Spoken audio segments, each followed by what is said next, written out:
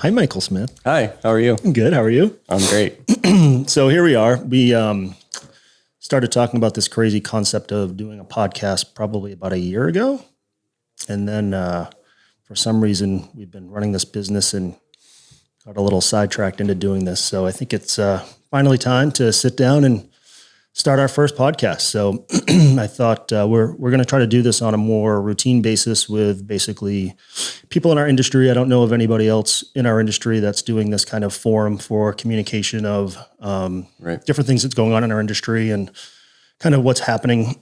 So I thought this was a good opportunity to sit down and we'll have guests, probably pretty routinely in the course of probably one a month, maybe more frequently if the time arises. And as you know, I happen to be in Springfield this week, and I thought, who better to sit down and have a chat with than my business partner and friend, the COO of Next Level Solutions, than one Mr. Michael Smith. Yeah, thank you.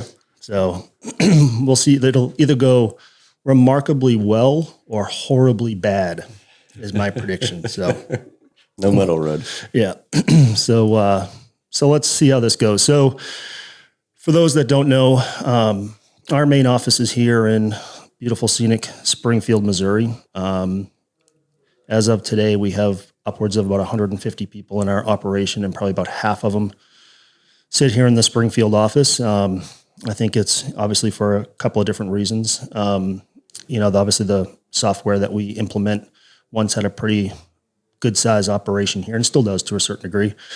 And it's obviously where you're from and where you grew up. So talk to me a little bit about how you got here and where you grew up. I think you probably lived pretty close to... Not too far. Not too far from where you were born and raised, would be my guess. Yeah, so I grew up in a small town about 30 minutes from Springfield. Family is all from there. Went to high school there. And then kind of stuck around pretty close. Went to OTC here in Springfield for a couple of years. Got a associate's degree there. And then migrated over to Missouri State. Finished up there with a CIS degree. And then landed a job at Duck Creek Technologies in Bolivar. So I started there in 2005. Was that like a job fair, or how did you get over there? So I saw their name through a job fair posting at Missouri State and just ran through the application process there. Got a phone call from them. I think at that point they were only like 65 or 70 people. So pretty small shop. So what was the deal? Were they the only ones dumb enough to hire you? Is that how that worked out? Well, maybe, because I don't really remember going through a lot of different interviews when I was that age. I kind of just was ready to get started in the career. I grew up in sports, but I knew, senior year of high school that it's not like I was going to make a living doing that. Right. So, went through some like tryouts and stuff at a couple smaller like D2 and AIA schools here around town, but for basketball. But just kind of made the decision that that's not where I wanted to focus. I wanted to get my career going and kind of see where that was going to lead. So landed at Duck Creek. Obviously worked there through the Accenture acquisition in 2012. And I think that's when Duck Creek really started to explode. Right. So they got, all of that, name recognition and got into some clients that they maybe wouldn't have gotten into without that. Kind of just ran through that kind of career channel. Grew up in the Duck Creek world, was working side by side with the rollers in the beginning of things, and then just kind of progressed up through there. And then I think, I just hit kind of a point in my career where it was like, do I really want to continue to focus in delivery, or are there other things within this duck space that I want to try to do? Right. And I wasn't ever really like searching for a new opportunity, but the duck market is pretty thin as right. we're continuing to see. So you constantly get people coming out and, asking you about new opportunities, just trying to, headhunt, I guess, for a lack of a better phrase. So I just kind of took some of those queries and started talking to some people, just kind of feeling the water out a little bit, and ended up leaving Duck after 11 years of being there. So what was your trajectory through kind of Duck Creek and in this, in this kind of property and casualty insurance space? I mean, you probably started as an analyst would be my guess. Yeah, exactly. So I came in as a services analyst doing manuscript development. It's kind of funny to think about how projects are staffed now and how big because of all the Duck Creek components that are out there. So when you say manuscripts, what does that, for the person that doesn't know what Duck Creek is, what's a manuscript in the world of Duck Creek? Right. So a manuscript is the XML file that I guess houses the configurations that the client wants. So there's different components to Duck as far as the UI bed and where the API components live and all that. But the manuscript piece is where like the business logic lives. So your rating algorithms, your UI definition, your forms, documentation, and all of that. So I started out at Duck Creek configuring those. I did that for a couple years, and then they had gotten big enough that they needed a separate division for account management. So as you've learned, I'm so good at talking with people, and I thought, well, why not go try to solve account problems, right? The office of bitch and complain. Yeah, maybe. So I went up there, and like it was fine, but for anybody that's ever done production support or account management, it's just no one calls you unless they're mad. Right. So it was just one of those things where it was like, all I'm doing is fixing problems, and this isn't really fun. Yeah. So it definitely takes the right personality and the right type of, just person to really enjoy that type of work. And it just wasn't for me. So I can't imagine seeing you struggle at customer service. Yeah, I know. Right. So I went back to professional services and started like leading development teams at that point. So more the tech lead, senior developer role. Yep. Yeah. I think it's interesting now. I mean, I think, now that we've built this operation, it's, the manuscript stuff, when we talk about it so much, I think it's our kind of secret sauce to a certain degree. Sure. I mean, it's the power of the tool, right? Yeah. And alluding to the secret sauce thing that you mentioned is like, that's the one piece of the Duck Creek ecosystem that you can't just like Google how to do it. Right. Right. Like if you need to write something in C#, like you learn C# in college or wherever. Yeah. Go buy a book. Yeah. Well, it's like I want to be a really good carpenter, but at the hammer thing, I really don't understand. Yeah. It's like if you don't understand the manuscript stuff, it's really hard to be good at it. So yeah, for sure. Yeah. So I ended up my career at Duck Creek kind of straddling the fence between pre-sales and architecture. So, which is an interesting position to be in because you're going out talking about how great the software is and showing these demonstrations, but in the back of your mind, you know that you have to be careful about what you say because you might be on the hook to deliver it later. Right. So it was actually, I think I learned a lot in that role because it got me more interaction with, the real life world. Yeah. Like with the client side of things that being a manuscript developer, I was kind of shielded from. Yeah. Yeah. And certainly, I've found in this industry, the people that have succeeded and done the best are the ones that obviously, start out having in this, thirst for understanding the technology piece of it, but then at some point in time, figure out the insurance piece of it as well. And that's the trifecta of kind of making it in the industry, the ones that can take both of those things and put them together and go out and be like, hey, I can really solve real world problems that insurance companies actually have every single day. For sure. And that's I think probably a gratifying piece of what we do here to a certain degree. Yeah, absolutely. I think it's absolutely critical that you're able to have the business conversations with the client so that you understand what they're trying to do and what their needs are and what their problems might be. And then having the foundational knowledge of Duck Creek allows you to use that software to fix those problems or concerns or, gaps. Yep. So you were at Duck Creek for how long? I was like a month shy of 11 years at Duck Creek. Okay. And you kind of went through, obviously account management roles, and then got back into kind of architecture roles and things like that. So once you left the account management piece, what did you kind of go off and do there before you ultimately decided to go do something else?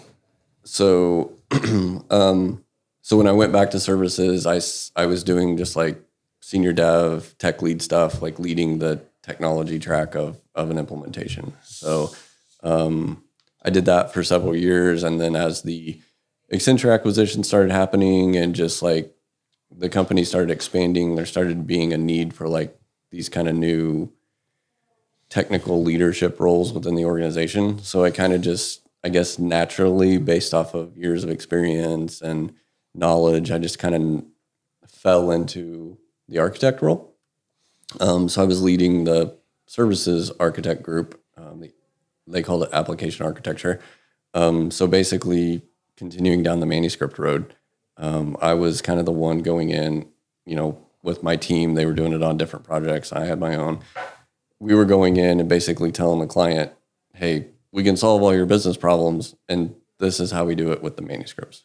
And then I had peers on the technical architecture side that looked at, integrations and how to design those things, and the UI as far as like the skins component, so the look and feel and those things. So it was basically a shared responsibility between my team and the tech art team to pull the entire solution together. And then we handed it off to the delivery guys. Cool. So, so you decided to leave there for whatever reason, probably for career opportunities and different aspirations. And as I tell everybody, once you get in, it's like the mafia. Once you get into this insurance gig, it's tough to get out of the insurance gig. So I know you left there and went to go work for a third-party company that's a system integration partner of Duck Creek. What kind of thought to yourself, I need to kind of go do something different? What spurred that in your mind? I'm sure you were on a pretty good trajectory at Duck Creek. They were growing, I think, probably pretty rapidly. What spawned you to go, hey, I got to go try to do something different here? It's interesting because, like I said, I wasn't really searching for that. Like I had a really good gig and, I had great relationships with everybody I'd worked with. I'd spent a decade of my life there. Right. And I think it was just one of those kind of, I don't know, evolutions of your career where you just kind of hit that wall. You're talking to your management, and it's like, here are the levels that you can move to, but it's going to take X years or whatever. And it's just really balancing that with, well, I can take on this new opportunity and it'd be really great, or it can crash and burn. Right.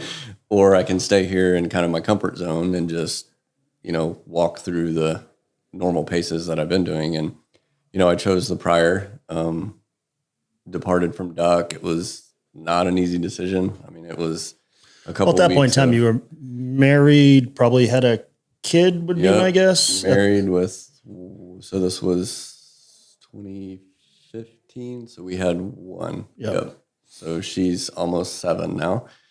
Was married. We had Nora in 2013. And then in 2015, I made the decision to switch it up big time. Yeah. So I went to a new company. Everything was new. I didn't know anybody there. And I fell into a Duck Creek practice lead position. Yep. So what was that transition like, going from, obviously the Duck Creek being the, the software that we implement, to basically, and you're not making anything anymore. You're just a services company. Yeah. What was that transition like for you, just from a day-to-day perspective? It was eye-opening, I guess. I wouldn't classify it as difficult because I do feel like I know a lot about the software, but it was definitely eye-opening. So you're now coming at it from a position where, if there's an enhancement that needs to be made to the platform, well, when I was in Bolivar, I got up out of my chair and I walked 10 rows to the south and just talked to the guys that were building the platform. Like, hey, have you guys ever thought about this? Like, how would we make this work if we're not making a change to the platform? And, now, although I have relationships with those same guys, it's not like I can just, I don't work there. They're not going to let me have a desk there. Right. So it was interesting. I had to go through the, normal process and channels of working with their support team and, getting things, promoted and pushed through code. And, it's now I'm in a position where I'm an advocate for the client as much as I am working for an SI, Right. So instead, when I was at Duck, I was like an advocate for the software. If the client's asking for something that's like, It's interesting when somebody else is paying you differently.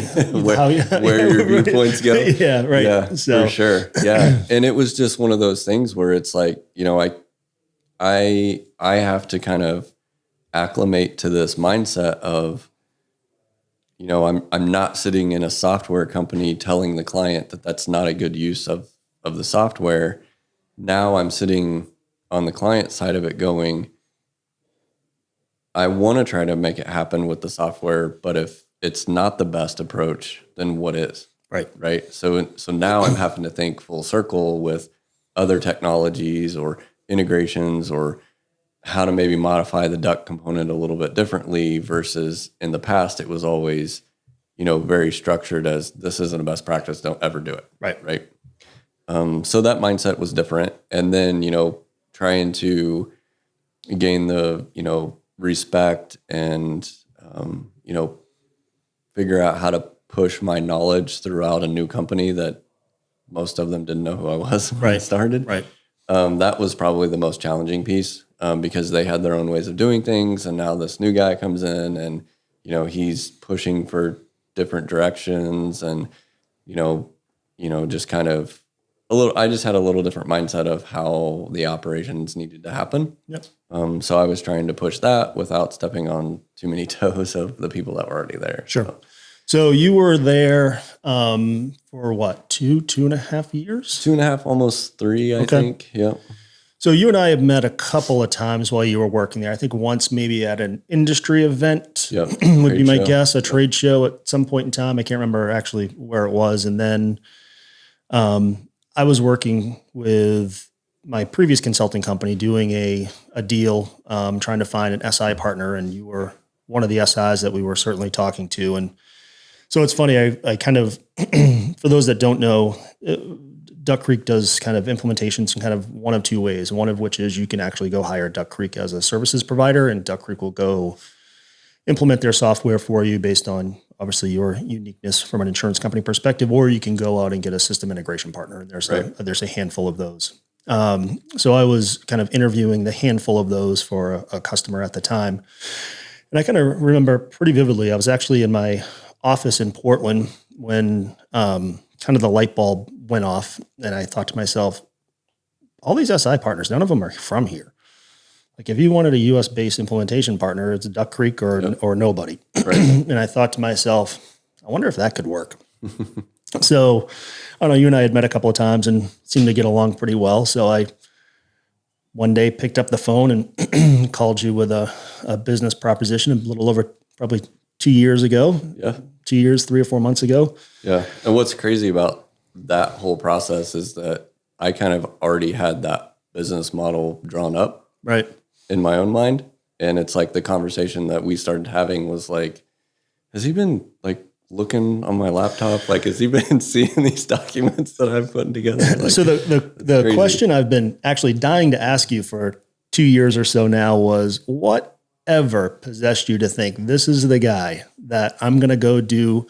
At this point, you had a wife, 2 kids, a really bad golf habit, and whatever possessed you to think, I think this is the guy. This is the guy that I'm going to team up with and go start this onshore owned operated company and go see what we can do. I think in hindsight, it's probably pretty vastly exceeded our expectations, knock on wood, as we sit here. But whatever made you think like, this might be the guy to go do this with? So I think it's a mix of a couple different things. So part of it was just kind of, a little bit of frustration in where I was career-wise. I think I was trying to create this new model. And it wasn't specifically what we're doing here at NLS, but it was, more about client focus, client relationships,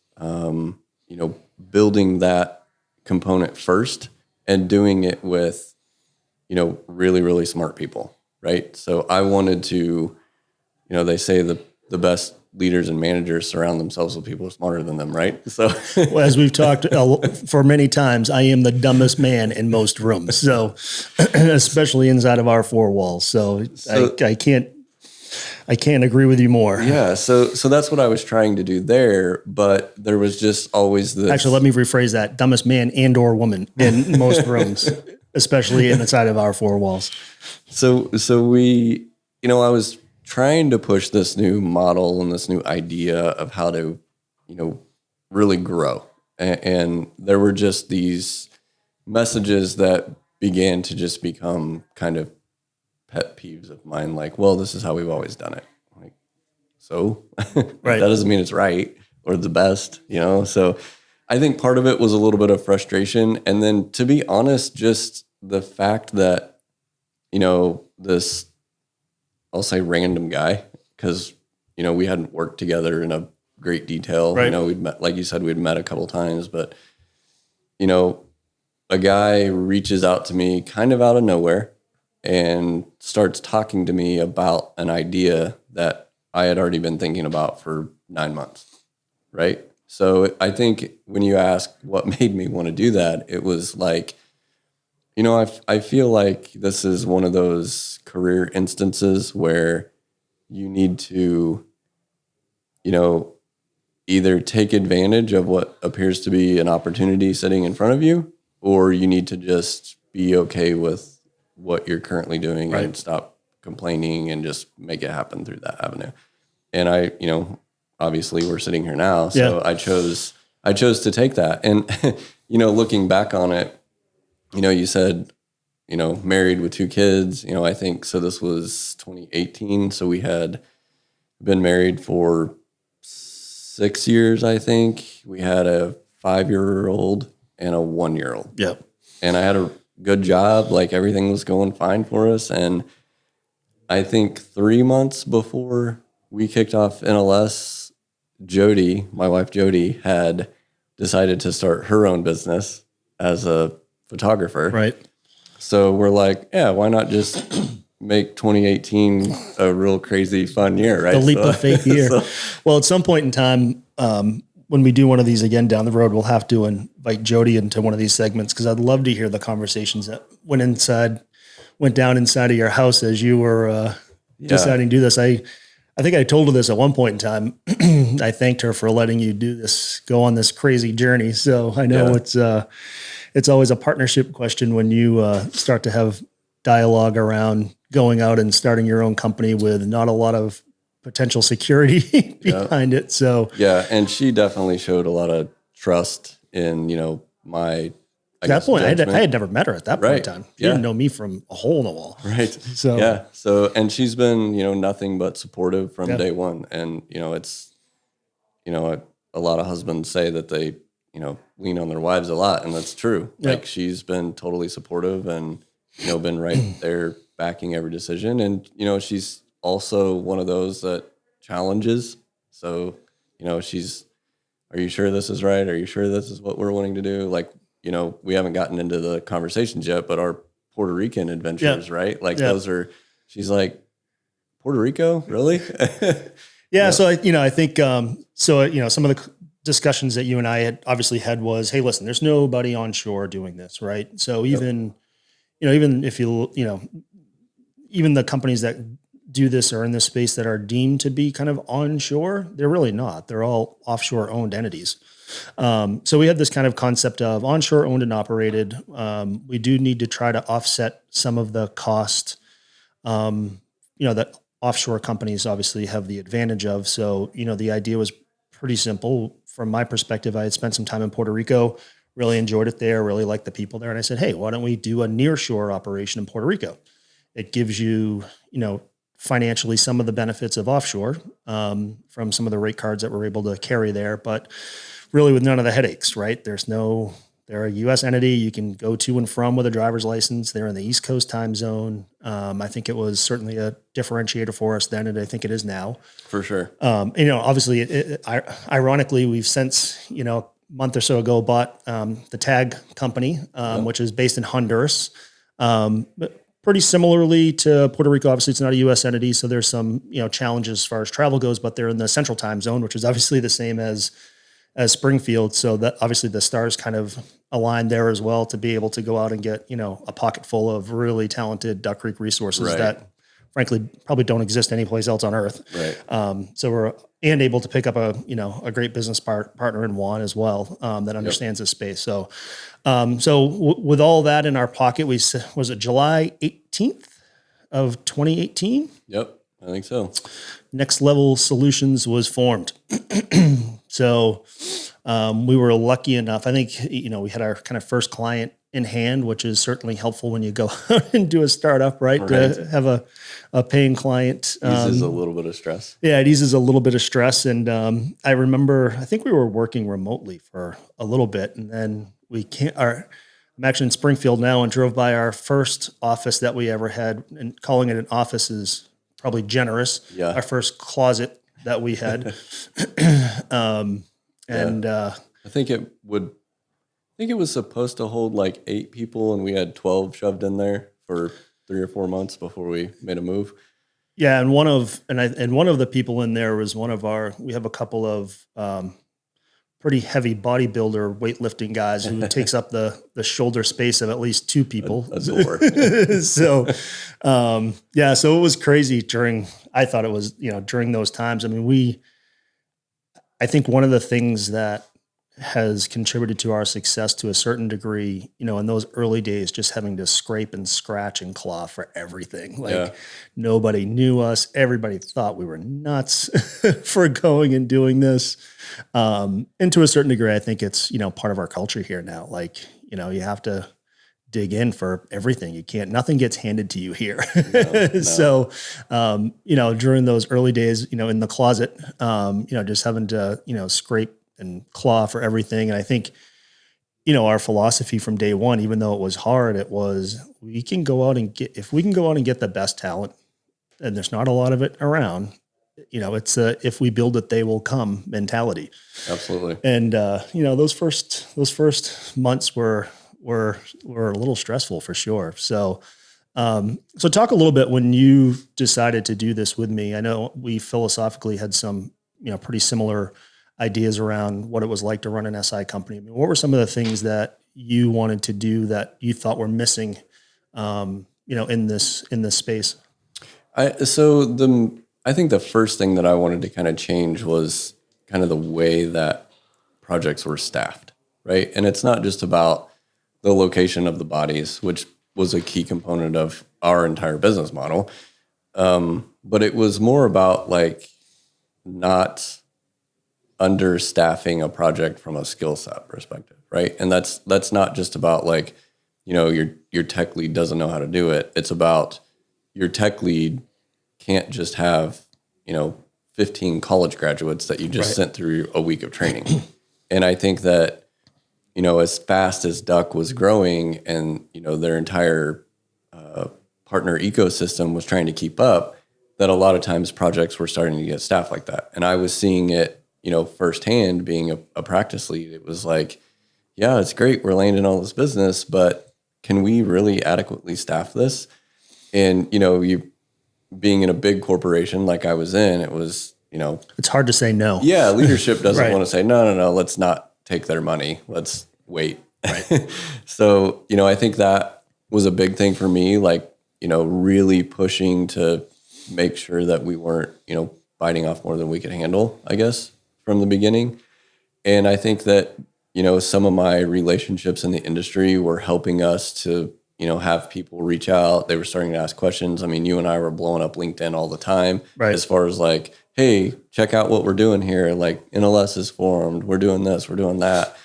And it was just kind of opening a door. So all these people start reaching out to me. They're like, hey, what are you doing over there? What's going on? And, it was July we started, and a month later we hired 2 more people.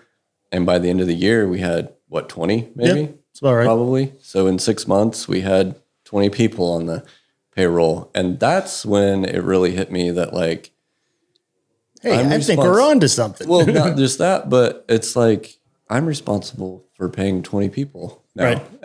Yeah. So like it was a way different type of stress. Yep. But I think those were some of the, first things that came up for me was like, I want to focus on, we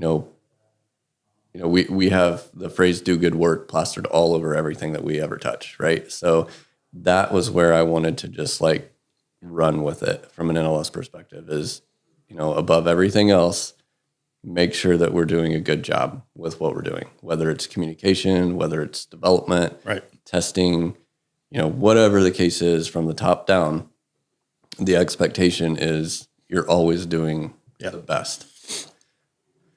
And there's effort there, right? Yeah. I mean, it's putting in that effort to make sure that you're doing that, right? It's, right. So I'm a Pats fan, right? No days off. Like it's tiring, right? I mean, it's a lot of work, you have we collectively now have a lot of expectations, but it's fun. I mean, it's absolutely, wouldn't have done it any other way. No. And, we roll through that first 6 months and we get into kind of the, first full year of existence. And I think the industry is starting to recognize us a little bit by that time. Yep. And we're starting to, people are asking questions, not just about like potentially wanting to work here, but like industry people are asking questions like, how much experience do you guys really have? Well, that depends on if you're talking about NLS as a company or the people that work here. Yeah, there was some confusion around that, right? Like, oh, you guys are babies. Like, no, we have hundreds of years of experience inside of these four walls. I mean, you're not going to go out and find anybody with more experience than us. So, right. And I think once we sold that message, I think that's when things really started, really broadening for us.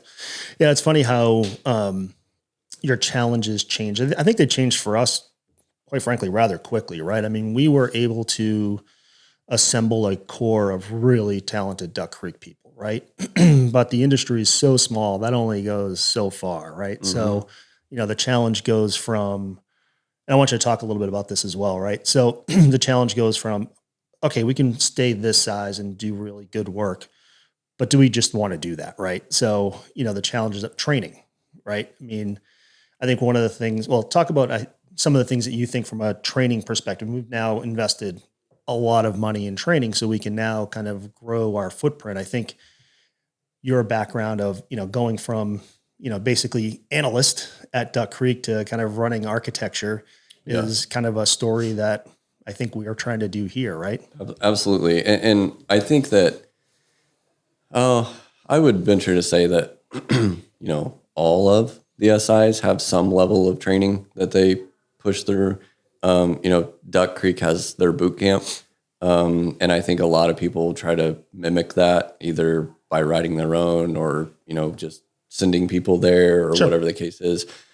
But what has kind of been eye-opening to me over the last, call it year, I guess, is that with everything that I've ever watched from an outsider's view, looking in at a training department I won't say it's easy, but it's fairly elementary to create training to teach somebody like what Duck is.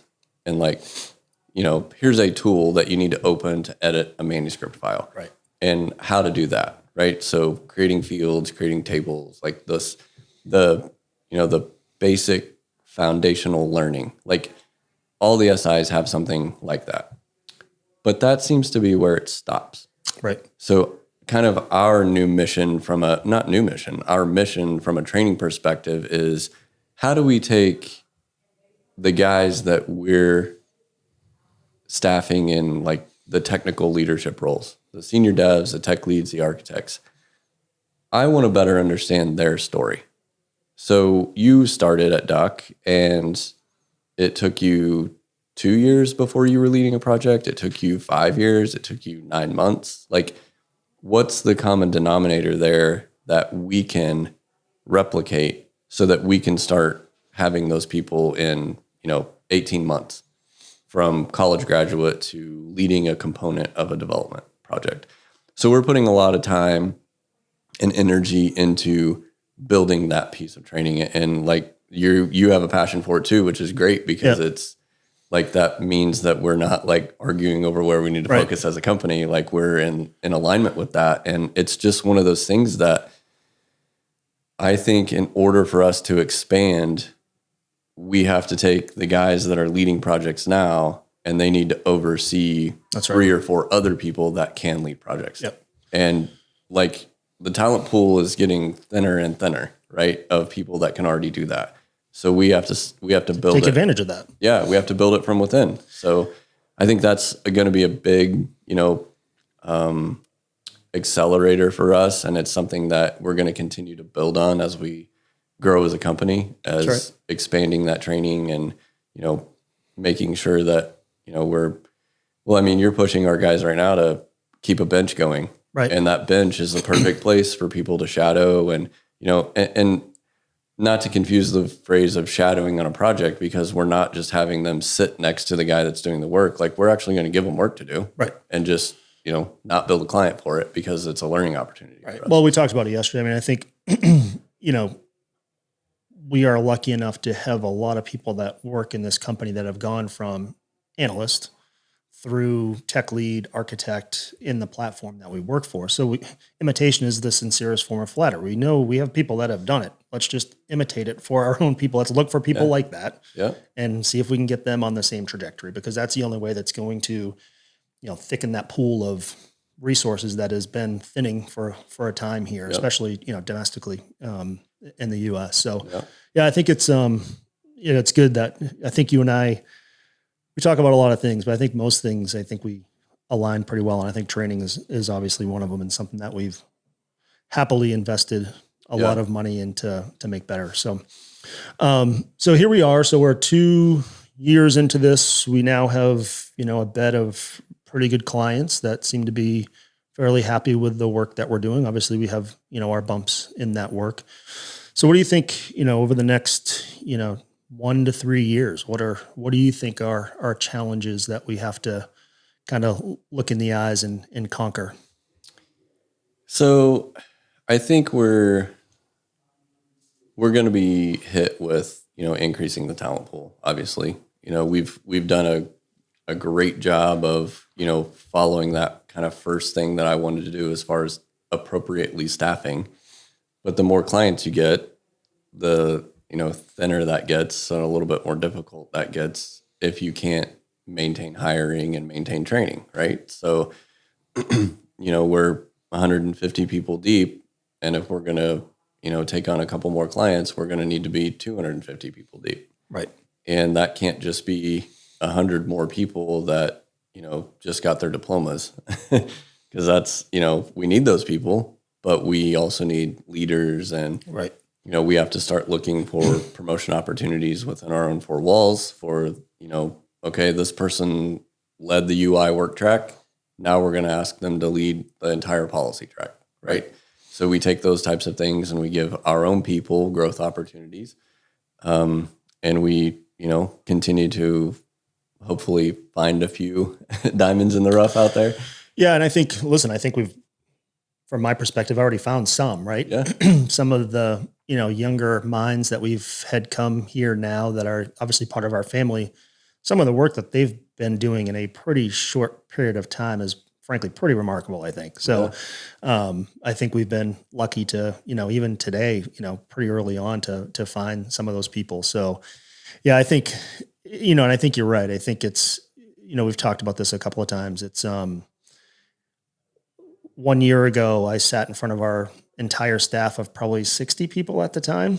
I think we've probably doubled that in a year, and said, listen, delivery is our number one priority. If we deliver, everything will take care of itself. And to a certain degree it has. I mean, our customers seem to be pretty happy with us. And now it's taking those same people from a leadership perspective and saying, delivery is still really important, but I also need you to think about the future, right? I need you to now think, I need you to have, kind of 2 things in mind now. So what does this place look like, in a couple of years down the road? Because let's face it, when it's all said and done, you and I can't just do it on our own. That just doesn't work. So, it doesn't. But, I think we have a lot of people that, are and will step up to the challenge. So, So, and sometimes, there's problems that come up that are easy to fix. And those Right. are the kind of the ones that I think you and I want to focus on now. Yeah. Like we're outgrowing our building.